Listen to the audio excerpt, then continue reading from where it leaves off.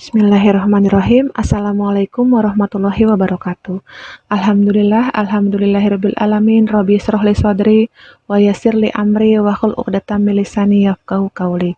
Raditu billahi robba wa bil islami dina wa bi Muhammadin nabiyya wa rasulah. Rabbi zidni ilma warzuqni fahma. Alhamdulillah, ibu-ibu yang dirahmati Allah. Hari ini adalah hari ke-28 di bulan Ramadan. Yang sebentar lagi kita akan menyambut hari raya kemenangan kita, yaitu hari Idul Fitri.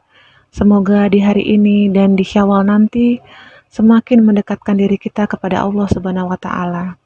Di bulan ini, di bulan yang mulia, mudah-mudahan ibu-ibu ditambahkan keberkahannya, kemudian ditambahkan pula rezekinya. Amin, amin ya Rabbal alamin. Ibu-ibu rahimakumullah yang dirahmati Allah. Hari ini saya akan menyampaikan tentang silaturahim. Menurut bahasa, silaturahim adalah menyambung rahim perempuan, menyambung hubungan dari rahim perempuan. Kemudian yang kedua, menurut istilah, yaitu menyambungkan hubungan kekeluargaan dan juga kekerabatan.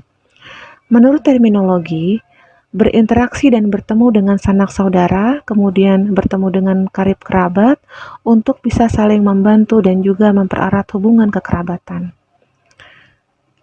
Dalam hadisnya, Asma binti Abu Bakar pernah berkata, "Ibuku datang kepadaku, sedangkan ia adalah wanita musyrik pada masa Quraisy atau masa jahiliyah. Karena mereka telah membuat perjanjian dengan Nabi mengenai anaknya, maka aku meminta fatwa kepada Rasulullah. Aku berkata, ibuku datang kepadaku, sedangkan dia ingin bertemu denganku. Apa kata Rasulullah saat itu? Rasulullah mengatakan, ya, sambungkanlah tali silaturahim dengan ibumu." Islam menjadikan kerabat itu ada dua macam. Yang pertama adalah kerabat yang mewarisi seseorang jika orang tersebut meninggal. Yang kedua, kerabat yang memiliki hubungan silaturahim.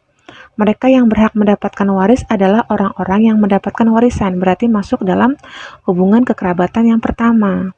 Sementara orang yang memiliki hubungan silaturahim adalah selain mereka yang tidak mendapatkan bagian dari warisan.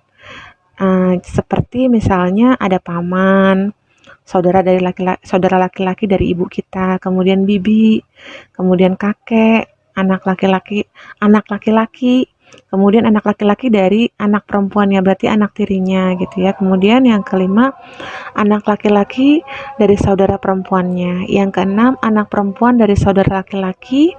Yang ketujuh, anak perempuan dari paman atau saudara laki-laki bapak.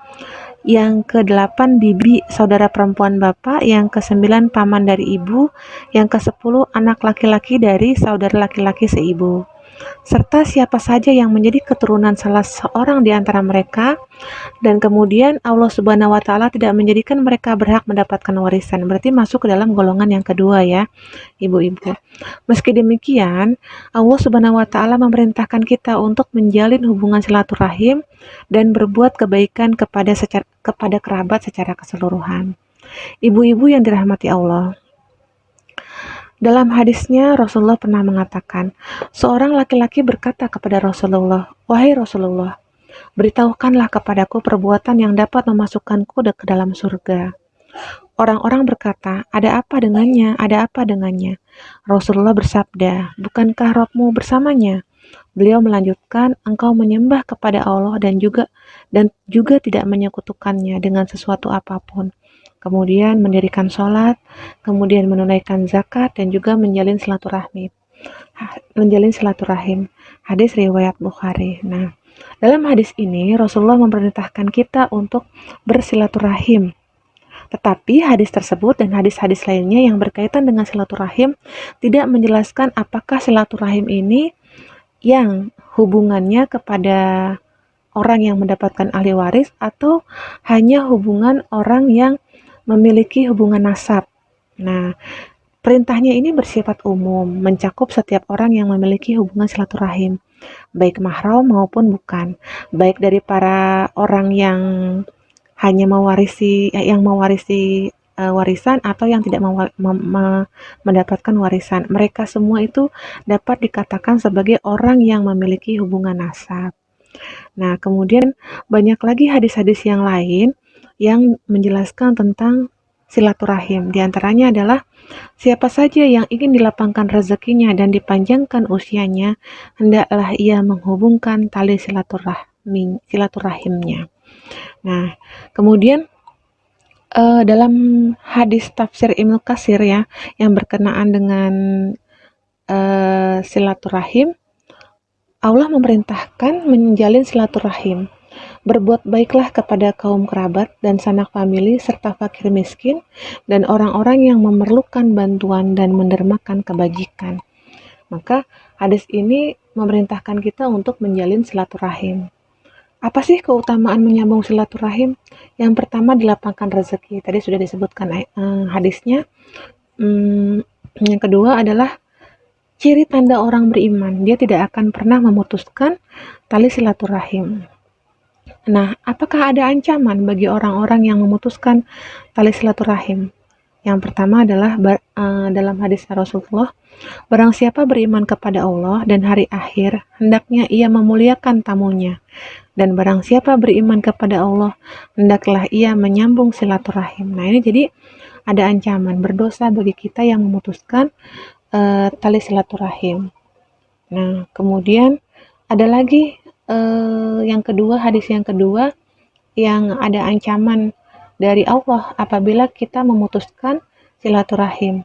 Tidak akan masuk surga orang yang memutuskan hubungan tali silaturahim. Hadis riwayat Muslim dari jalur sanad Jubair bin Mut'im. Nah, jadi ibu-ibu yang dirahmati Allah, inilah kultum saya yang menjelaskan tentang silaturahim.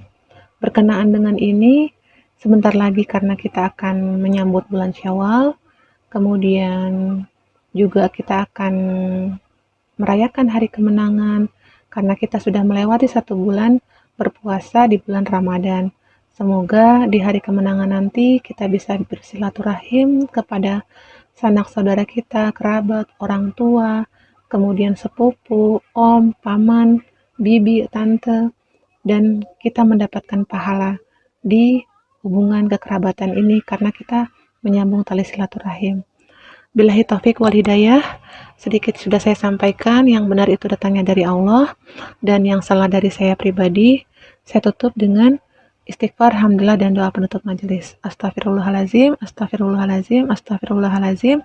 Subhanaka Allahumma wa bihamdika asyhadu alla ilaha illa anta astaghfiruka wa atubu ilaik. Walhamdulillahirabbil alamin. Wassalamualaikum warahmatullahi wabarakatuh.